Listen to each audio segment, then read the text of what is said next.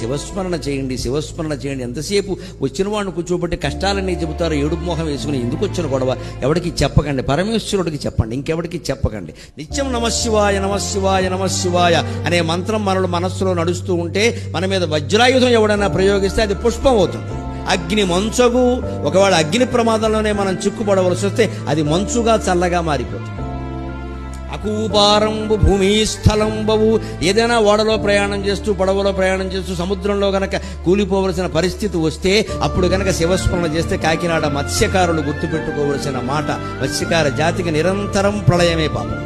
వాళ్ళు గుర్తుపెట్టుకోవలసిన మాట ఒక్క మంత్రం, ఒక్క మంత్రం, ఒక్క మంత్రం, నమశివాయ నమశివాయ. ఎన్ని పడవల్లో ఎంతమంది వెళ్ళినా క్షేమంగా తిరిగి వస్తారు.